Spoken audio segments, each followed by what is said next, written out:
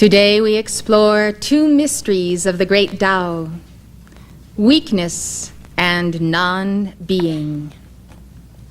These mysteries are unveiled by the 6th century BC Chinese sage Lao Tzu in his work The Tao Te Ching. Weakness is also called softness, and non-being is also called emptiness. These are essential qualities of the great Tao. The Tao is the all-pervading principle of the universe, the first cause, the absolute. The Tao gives birth to all things and sustains all things. It is that to which all things return. Tao is usually translated as the way. Toshihiko Izutsu comments that behind the pages of the Tao Te Ching, we feel the presence of a man who has experienced the most intimate union with the Absolute, who consequently knows what the Absolute is. What did Lao Tzu learn about non-being and the weakness of the Tao? What relevance do weakness and non-being have to our own spiritual path? Weakness and non-being are both spoken of by Lao Tzu in chapter 40 of the Tao Te Ching. He says reversal or returning is the movement of the Tao. Weakness is the function of the Tao. The things of the world originate in being, and being originates in non-being. Some translators render weakness as softness, gentleness, or yielding.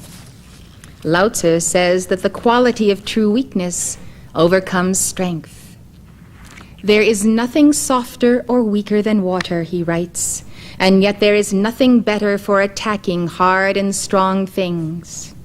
Wing Sit Chan says that for Lao Tzu, weakness is often an outward expression of real strength.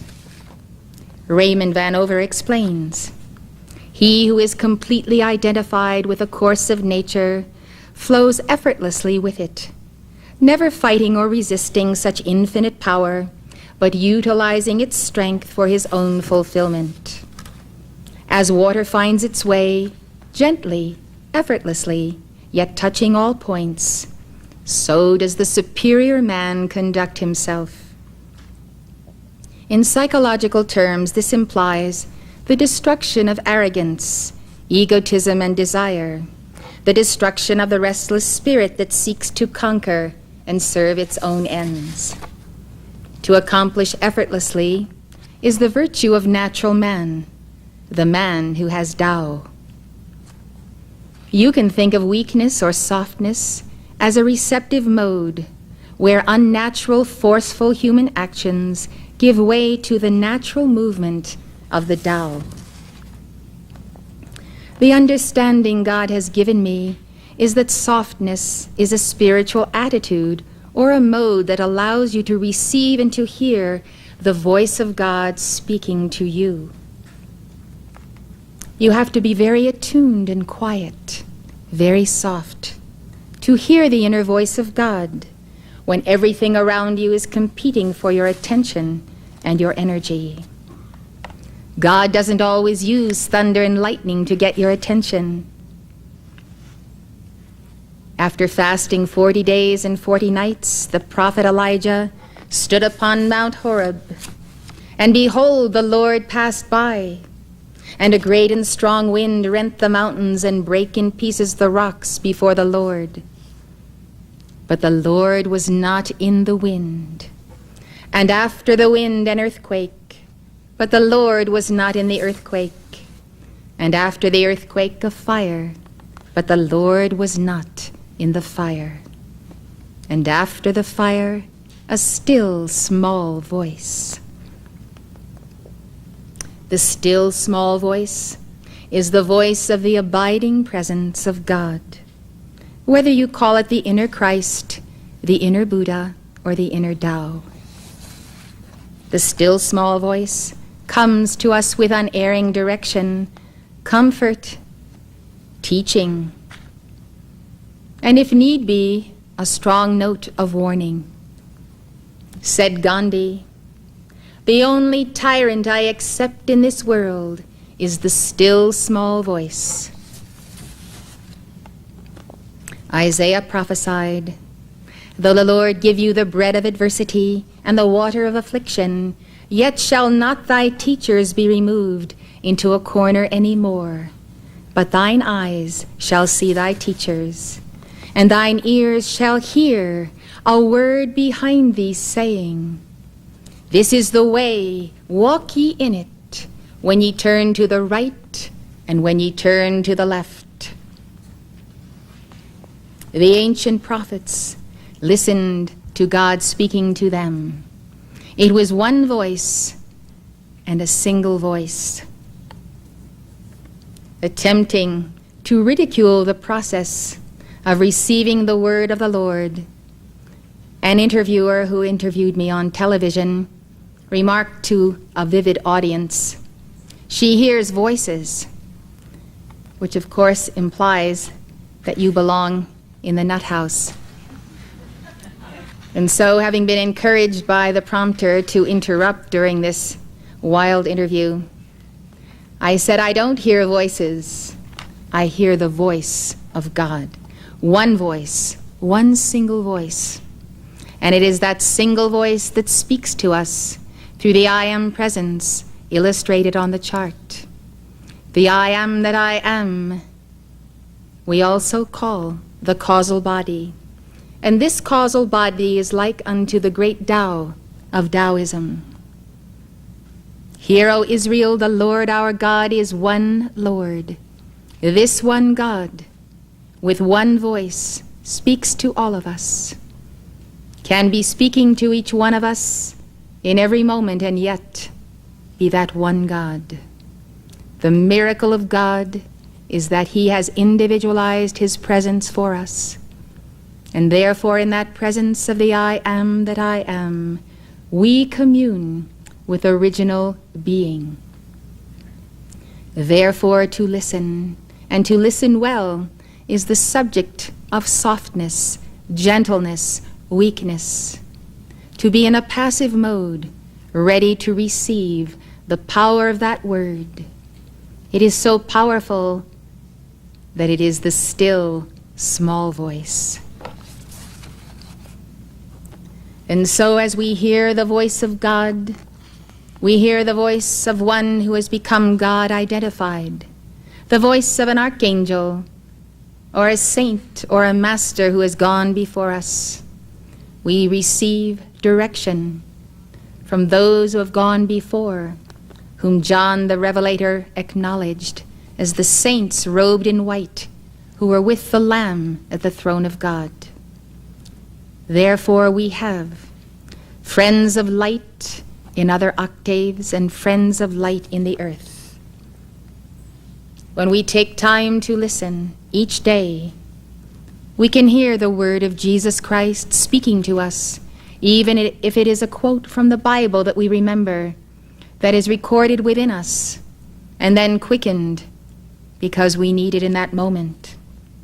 Or the word of the Blessed Mother, or the ascended Master Dwal Kul, or El Morya, or Kuthumi, or Gautama Buddha, Confucius, or Lao Tzu. We listen for the voice of Lao Tzu as we read his writings. His words come alive within us, and we recognize that God created us to be the receptacle or the receiver of the word that is infinite, the word that has passed through every saint and sage who has ever returned to the Tao. Take then a few moments each day to go within and listen for direction and guidance and the comfort that you need, that you do not always find in the friend or the acquaintance. Listen to that inner Christ, for your inner Christ is real. Listen for the inner Buddha. The inner Buddha we equate with the I am that I am, the seed of the great Tao in the heart of the I am presence. When I think of listening for God's voice, I think of Tibet's great yogi, Milarepa. As you know, he's characteristically portrayed with his right hand cupped to his ear. What a wondrous thought. Do you remember the symbol of RCA? With a little dog listening at the other end of the gramophone? So the listening ear surely hears the voice of God. Scholars have surmised that Milarepa is listening to the echoes of nature, or that he is a Shravaka, a disciple of the Buddha, who is a listener, or that he is able to retain the esoteric teachings transmitted orally from guru to disciple, or that he is listening to the inner voice, that he might deliver the Buddhist teachings simply and clearly for all to understand. We must be still and we must be soft to hear the word of God. The 13th century German mystical theologian Meister Eckhart said in one of his sermons, "It is in the stillness, in the silence, that the word of God is to be heard. There is no better avenue of approach to this word than through stillness, through silence." Eckhart also said, "The power of hearing is superior to the power of seeing. Hearing brings more into a man," he said, "but in seeing he gives out more, even in the very act of looking. The power to hear the eternal word is within me, but the power to see will leave me. For hearing I am passive, and seeing I am active." Eckhart explains that our blessedness depends on our passiveness to God. Our passiveness. He says the soul is more blessed by what is God's than by what is her own, and for this reason her blessing depends more on what God does than on anything she can do. Dionysius' disciples asked him how Timothy came to outstrip them all in perfection. Dionysius replied, "Timothy is a man who is passive to God. He who is skilled in this will outstrip all men."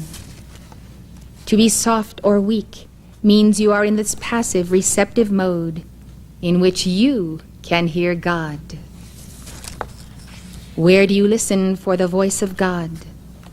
God has given you a chamber whose acoustics allow you to hear his voice, no matter how softly he may speak. It is the secret chamber of your heart. In Hindu and Buddhist writings, the heart is described as the place where the Lord of all abides, where heaven and earth meet, and where one rediscovers and perfects the real self. The Chandogya Upanishad instructs, "In the center of the castle of Brahman, our own body, there is a small shrine in the form of a lotus flower, and within can be found a small space. We should find who dwells there, and we should want to know him. And if anyone asks, 'Who is he who dwells in a small shrine in the form of a lotus flower in the center of the castle of Brahman?' whom should we want to find and know?" We can answer, the little space within the heart is as great as this vast universe. The heavens and the earth are there, and the sun and the moon and the stars. Fire and lightning and winds are there, and all that now is and all that is not. For the whole universe is in him, and he dwells within our heart. The ascended master Dwal Khul, known to his students as the Tibetan master, speaks of the hidden chamber of the heart in his series of letters to his disciples. These were dictated to me, and I published them as intermediate studies of the human aura. He says, "Throughout all time, the sons and daughters of God who have come into the initiations of the masters of the Far East have been received in sacred audience in the hidden chamber of the heart by the hidden man of the heart." To Hindus and Buddhists, this hidden chamber is the secondary heart chamber, an 8-petaled lotus which is identified just beneath the 12-petaled heart chakra. It is the place where you, the disciple, contact the Master. It is the place where the laws of cosmos are written in the inward parts of man, for the law is inscribed as the eightfold path of the Buddha upon the inner walls of the chamber. Here on the throne ensconced in the lotus flame is the Guru, the Christ self, who receives your soul, the soul that is the initiate. This chamber is the sanctuary of meditation, the place to which the souls of light-bearers withdraw. And here in this chamber, we shall pursue the Master Presence in order that each disciple of the Christ might come to know him as he is. The voice of your Christ self and your I Am Presence are quietly powerful, while the voices of the world are raucously louder. The Masters of Huainan, a Taoist collection of sayings on civilization, culture, and government composed over 2,000 years ago, says, "There are countless sights, sounds, and flavors, rarities from distant lands, oddities and curiosities that can change the aim of the mind, destabilize the vital spirit, and disturb the circulation and energy."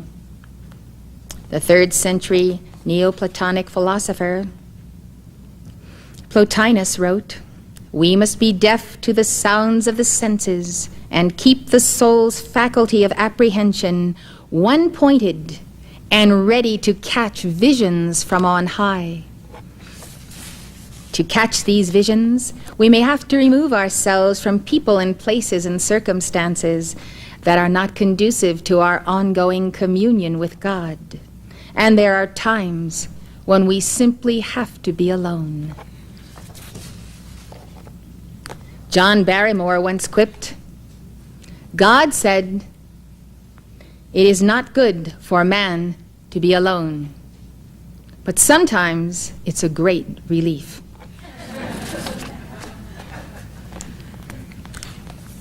Are the places we go and the things we do and the kind of TV we watch and the books we read really helping us to contact God and discover our real self? It's time that we looked at the sands in the hourglass and take stock. Lao Tzu teaches the necessity of inner and outer stillness. Ingrid Fisher writes, "All Taoists strive to become one with the Tao. The Tao is realized in abiding in silence.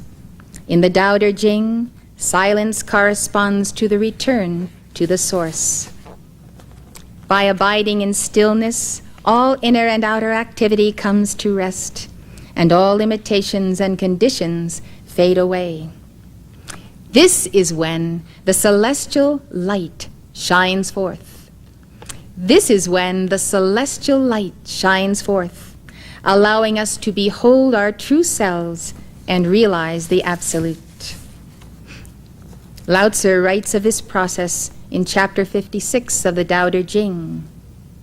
"Block the passages, shut the doors, let all sharpness be blunted, all tangles be untied, all glare be tempered, all dust be smoothed. This is called the mysterious leveling." The mysterious leveling. Dust is the Taoist symbol for the noise and the fuss of everyday life. Paraphrasing Jesus, Lao Tzu, had he lived before him, might have said, "Whosoever shall not receive you in the spirit of the Tao, nor hear your words in the spirit of the Tao, shake off the dust of your feet." When Lao Tzu says, "Let all dust be smoothed," he is saying, let the noise and fuss of everyday life be stilled, and thereby achieve harmony with the Tao. For dust thou art, and unto dust thou shalt return. if thou dost not still the dust. Therefore, let us not do nothing, let us do something, else we may wind up with those who cast dust on their heads and weep and wail over the great city, crying, Alas, alas, in 1 hour Babylon is made desolate. And did not the prophet Daniel say, Many of them that sleep in the dust of the earth shall awake, some to everlasting life, and some to everlasting contempt. And they that be wise shall shine in the brightness of the firmament, and they that turn many to righteousness as the stars forever and ever. The teachings of the Taoist sage, Zhuang-Tzu, speak of mental fasting as a method for attaining oneness with the Tao. Zhuang-Tzu creates a conversation in which Confucius advises a disciple to undertake the fasting of the mind. Confucius says, The goal of fasting is inner unity. This means hearing, but not with the ear, hearing but not with the understanding, hearing with the spirit, with your whole being. The hearing that is only in the ears is one thing. The hearing of the understanding is another, but the hearing of the spirit is not limited to any one faculty, to the ear or to the mind. Hence it demands the emptiness of all the faculties. And when the faculties are empty, then the whole being listens. There is then a direct grasp of what is right there before you that can never be heard with the ear or understood with the mind. There is the direct grasp, going beyond all senses and faculties. There is yet the direct grasp. Fasting of the mind empties the faculties, frees you from limitation and from preoccupation. Fasting of the mind begets unity and freedom. To me, hearing with the spirit, with your whole being, as Zhuang-Tzu says, is that soft, receptive mode, which is an aspect of weakness. The stillness and softness of the Taoist is much like the state of contemplation upon the divine, practiced by the great saints of East and West. In Catholicism, one of the steps of contemplation is called recollection. Recollection. The Catholic Encyclopedia says, recollection, as understood in respect to the spiritual life, means attention to the presence of God in the soul. It includes the withdrawal of the mind from external and earthly affairs in order to attend to the things of God, the divine things. It is the same as interior solitude in which the soul is alone with God. This recollection is twofold. It may be acquired by our own efforts, aided by the ordinary grace of God. Thus, any devout soul can acquire the habit of thinking of God's presence and of fixing attention upon Him and His divine perfections. This is called active recollection. Active recollection.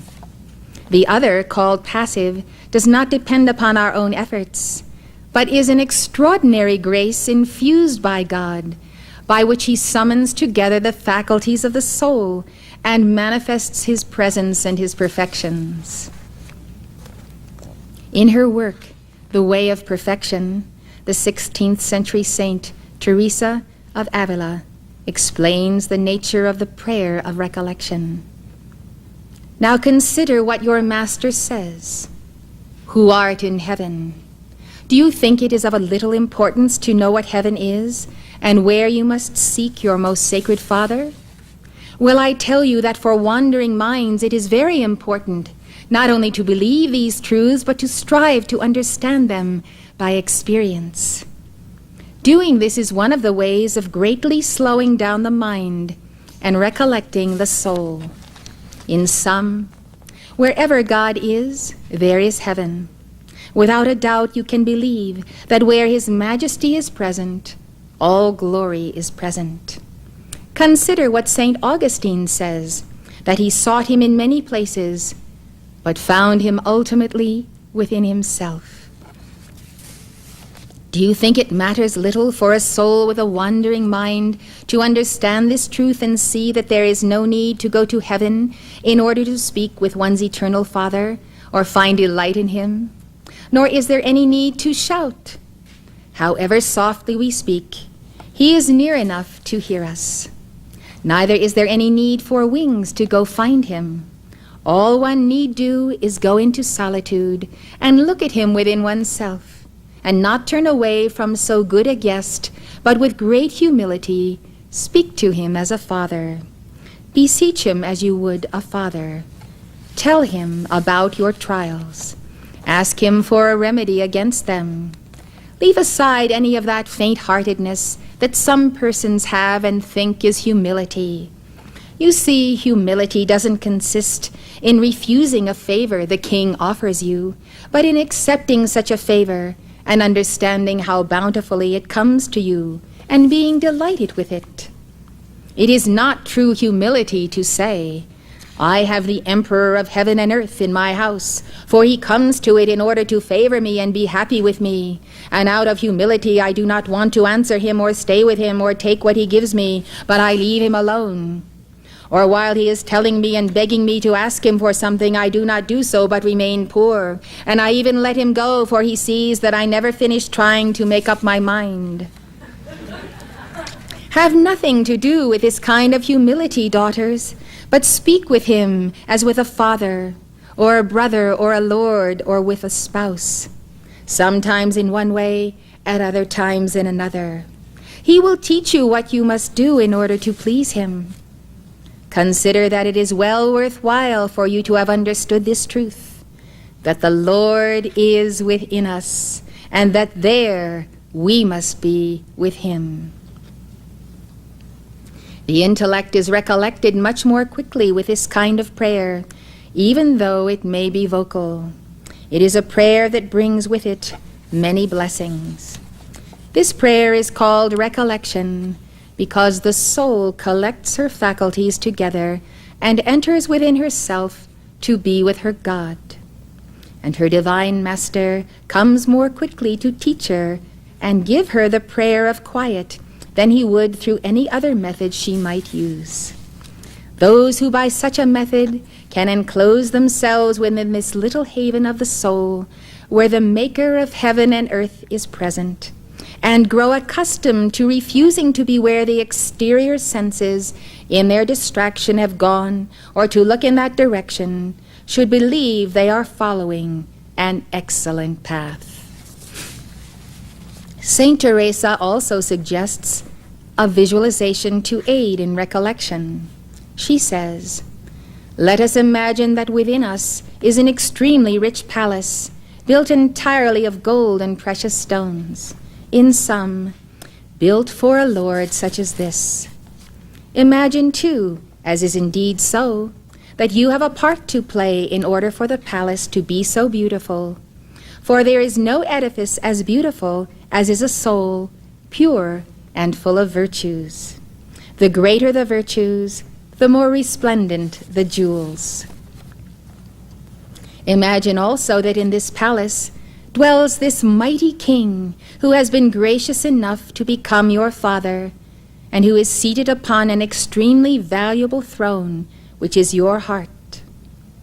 This may seem trifling, but all of this imagining is necessary that we may truly understand that within us lies something incomparably more precious than what we see outside ourselves. Something incomparably more precious than what we see outside ourselves.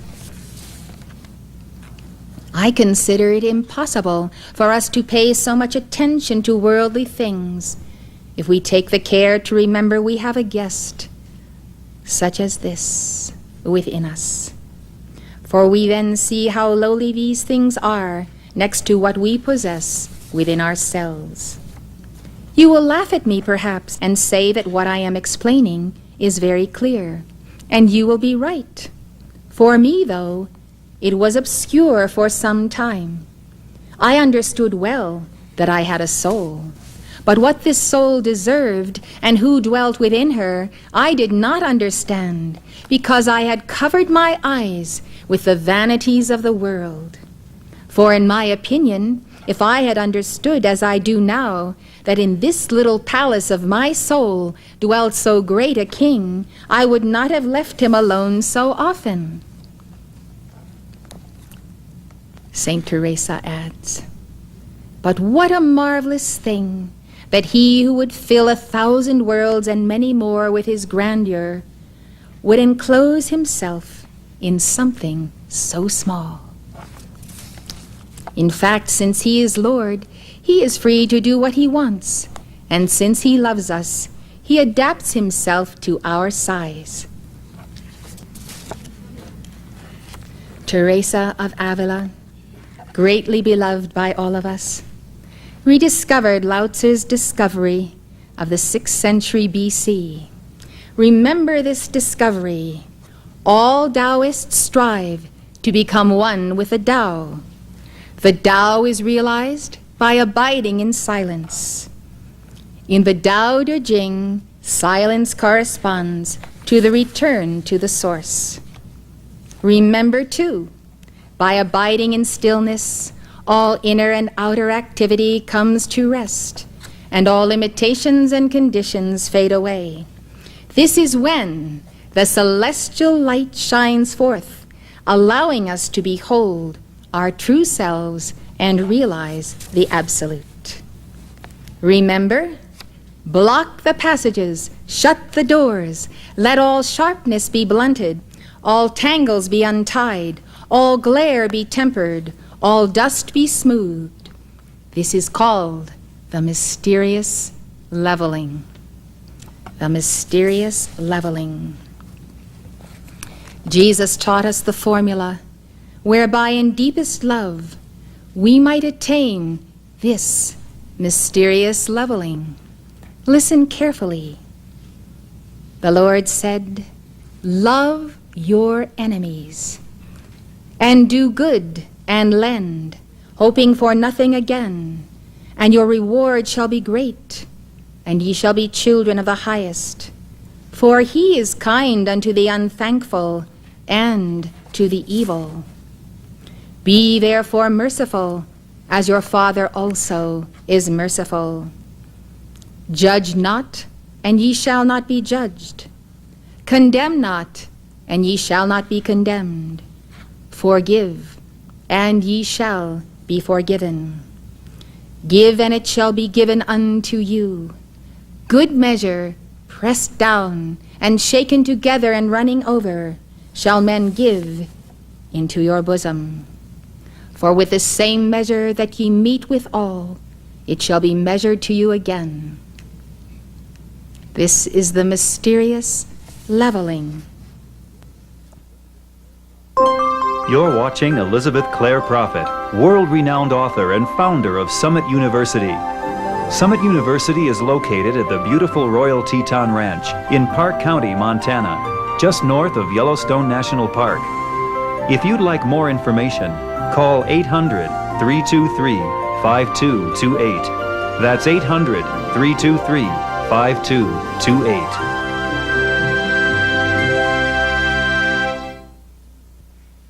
To facilitate our communion with God, the Ascended Master Dwal Kul has given us an exercise similar to the one I just read to you from Teresa of Avila. This is what he says. To enter into the garden of the heart is to enter a chamber that exists in the mind of God, which can come into being as the kingdom of God within you, through meditation and through visualization. The Psalms were written as praises to the Lord, whom David knew as he entered this chamber. And so I bid you enter also. This chamber is the place where the planes of matter are consecrated by the fires of the heart to the very point of perfection. Thus the Eastern devotee sees the earth transformed into jewel-like crystals. Emeralds, diamonds, rubies compose the island in the midst of the nectar sea. And the essence of the Spirit Most Holy is the fragrance from flowering trees. Use your imagination to create this royal scene, a scene that is befitting your Holy Christ Self and your Ascended Master Guru.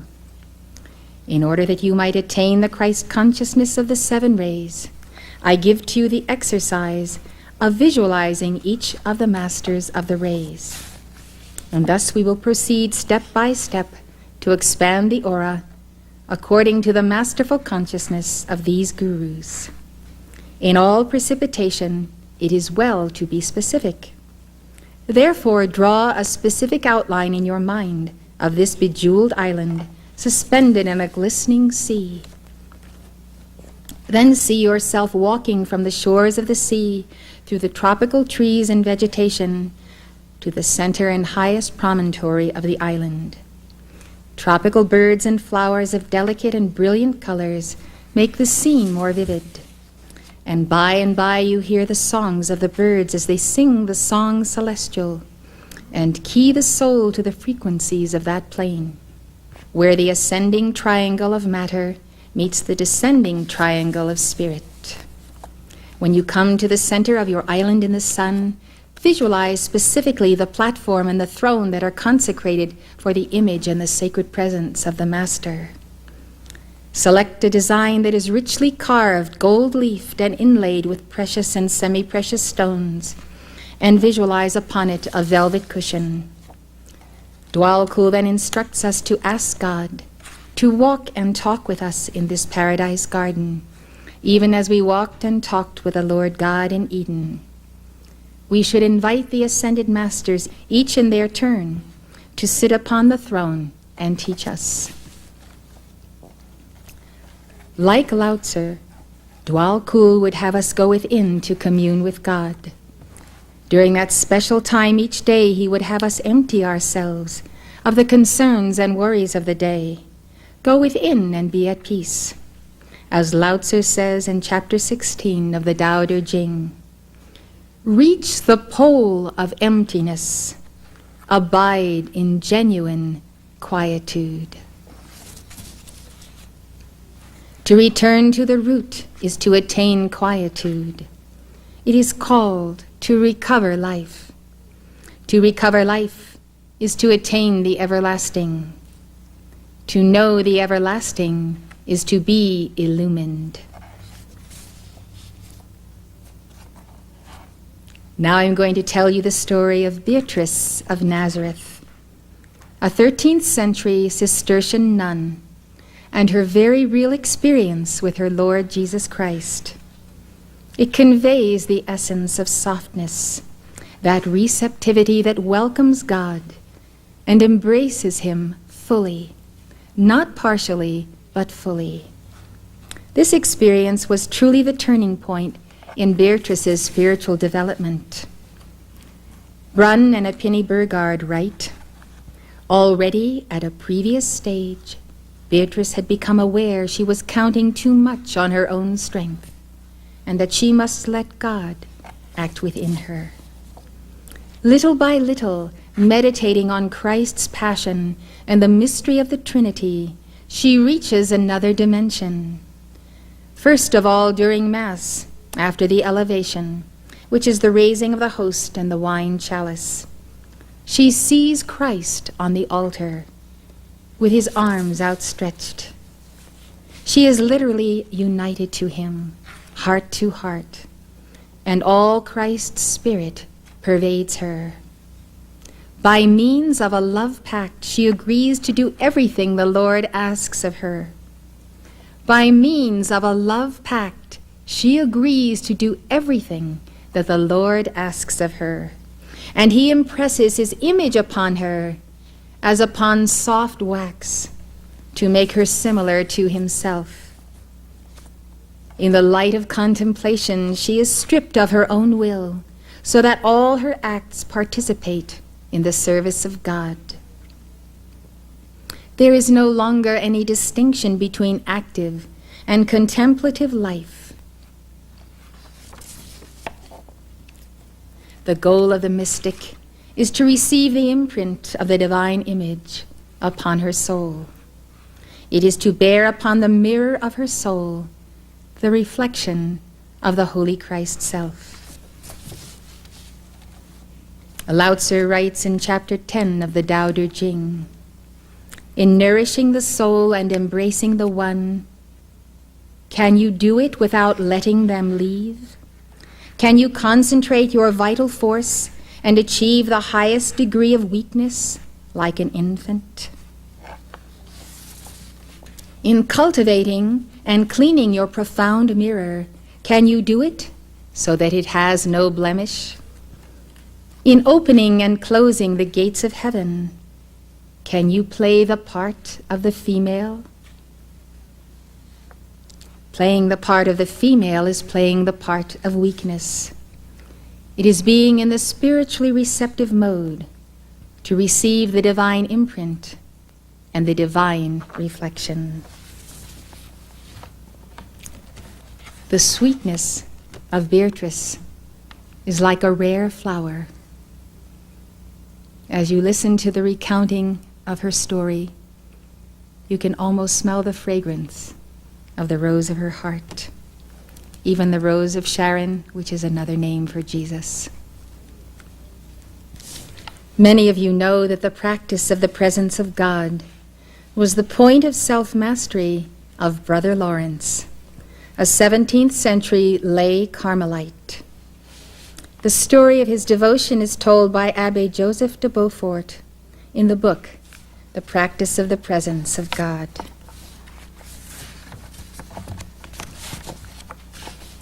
He writes, "The first time I saw Brother Lawrence was upon the 3rd of August, 1666.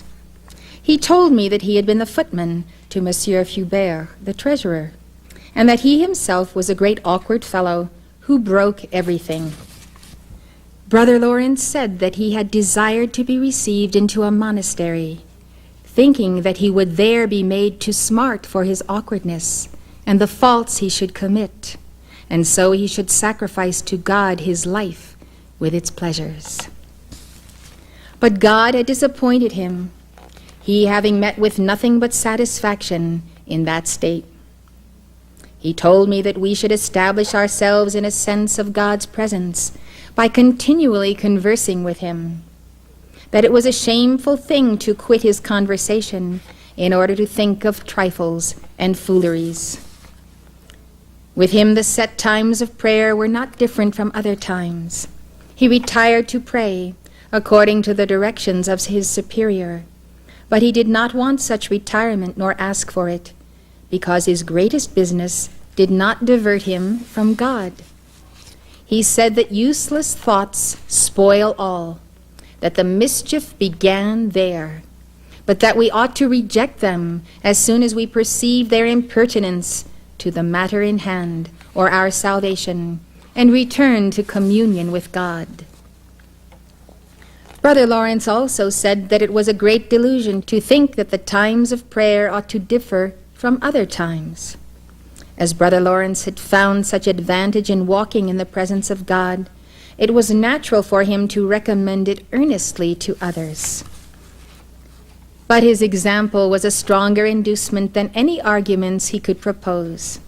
His very countenance was edifying, such a sweet and calm devotion appearing in it as could not but affect the beholders. And it was observed that in the greatest hurry of business in the kitchen, he still preserved his recollection and heavenly mindedness. He was never hasty nor loitering, but did each thing in its season with an even uninterrupted composure and tranquility of spirit. The time of business, said he, does not with me differ from the time of prayer. And in the noise and clatter of my kitchen, while several persons are at the same time calling for different things, I possess God in as great tranquility as if I were upon my knees at the Blessed Sacrament. Thus he shows us that in the midst of the most young work, in the act of balancing our karma or serving our fellow man, in fulfilling our life's calling, it is possible to be in that spiritually receptive, passive yin mode that continually communes with God. In a letter Brother Lawrence wrote, he revealed, "I make it my business only to persevere in his holy presence, wherein I keep myself by a simple attention, and a general fond regard to God, which I may call an actual presence of God.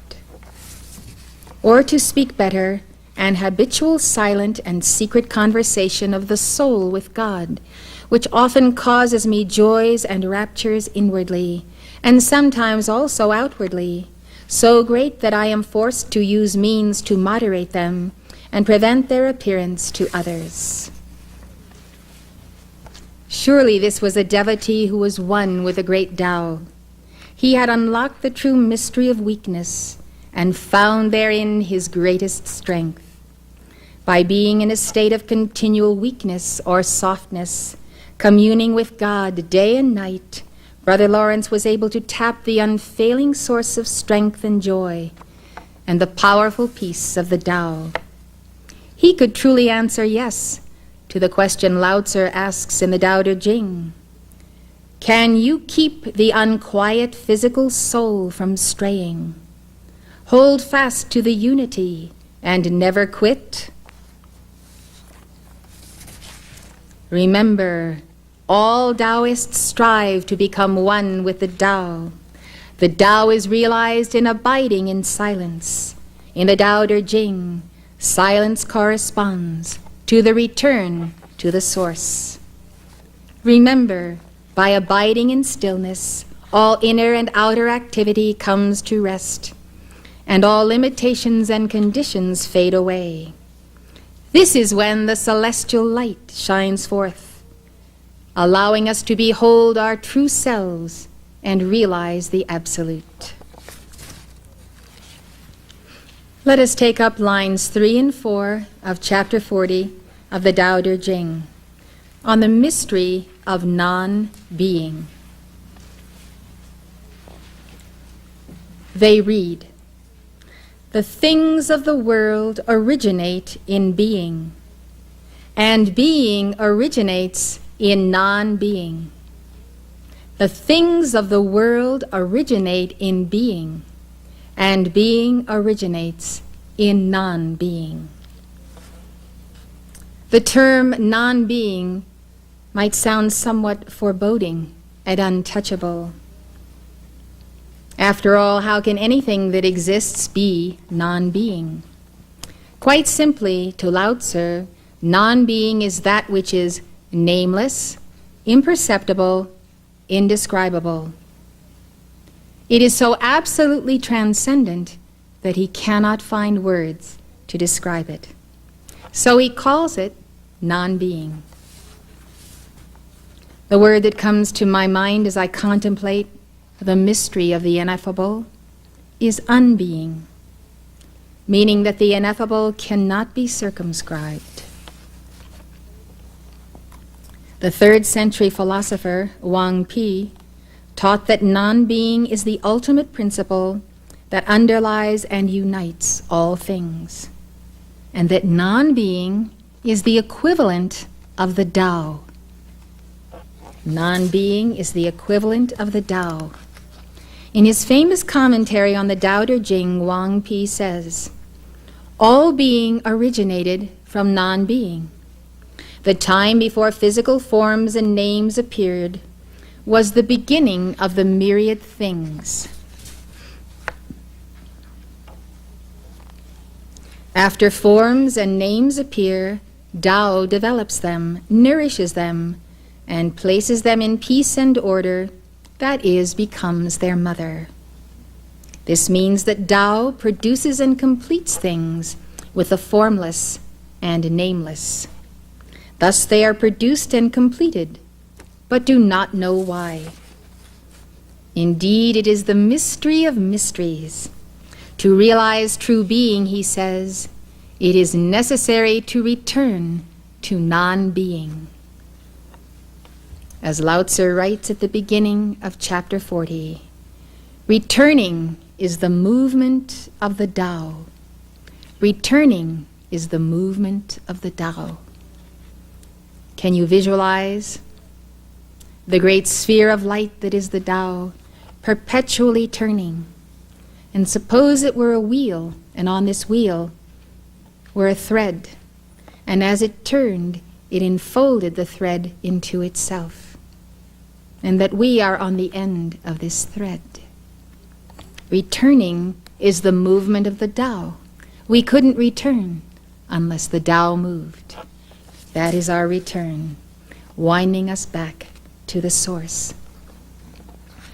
For me, unbeing, or non-being, is being before being. It is withdrawing the sling of the slingshot. It is the concentration of negative power for the release of the projectile into being. Unbeing is negative power. Being is positive power. Wang Pi also says, the 10,000 things, which is the Chinese term meaning all of creation, have 10,000 different forms, but in the final analysis, they are one. How do they become one? Because of non-being. Thus all that lives and moves and has its being is in its essence one with its source, the great ineffable Tao, which we have just learned is non-being.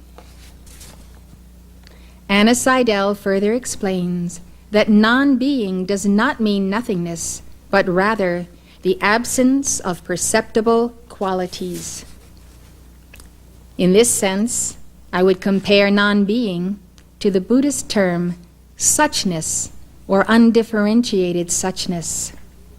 Suchness is a Buddhist term used to describe absolute reality. It is the true nature or essence of all things, but it is beyond all concepts, distinctions, or descriptions. Suchness is not only the absolute, but it is also the Buddha nature, innate within all beings. We see the Buddha nature as the seed of the I am that I am, being in all things. We see it as the divine nature within man, the seed of enlightenment and his potential for Buddhahood. It has been said that Tao is ultimate reality, and as that ultimate reality, it is the same as the Buddha nature. In the Tao Te Ching, Lao Tzu describes the Tao as mysterious and unfathomable. Everything arises from it, and yet it is unnameable. Lao Tzu writes, I do not yet know its name. I style it the way. As I said earlier, Tao is usually translated as the way. Were I forced to give it a name, says Lao Tzu, I would call it the Great. I would call it the Great. The great tone makes little sound. The great image has no shape. The Tao is great, but has no name. Tao is hidden and nameless, yet it is Tao alone that skillfully provides for all and brings them to perfection. We look at it and do not see it. Its name is the invisible. We listen to it and do not hear it. Its name is the inaudible. We touch it and do not find it. Its name is the subtle or formless. Let us think for a moment of the physical universe or universes. There is no end and no beginning to the stars and systems of worlds and galaxies. The bigness is too big for us to take in, to comprehend. To me, this phenomenon represents non-being or unbeing. Because I cannot contain it, therefore I cannot define it, therefore I cannot name it. Therefore, to me, It is non-being or unbeing, something that I know exists, but something that I cannot enter. Yet it is all around me. This unbeing, non-being, for me, is becoming being.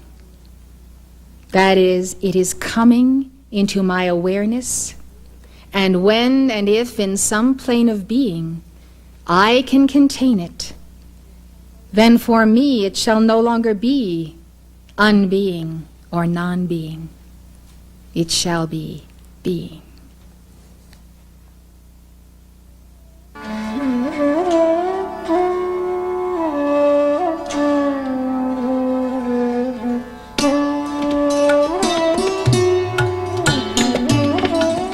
For more information on the mystical paths of the world's religions, call toll-free 1-800-323-5228. The preceding program was presented by Summit University, Box A, Livingston, Montana, 59047 1390. If you'd like to know more, call this number or write this address.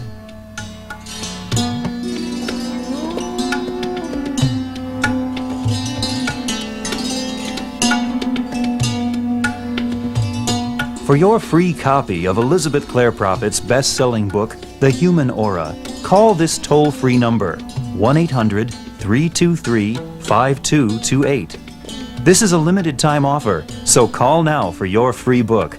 That's 1-800-323-5228.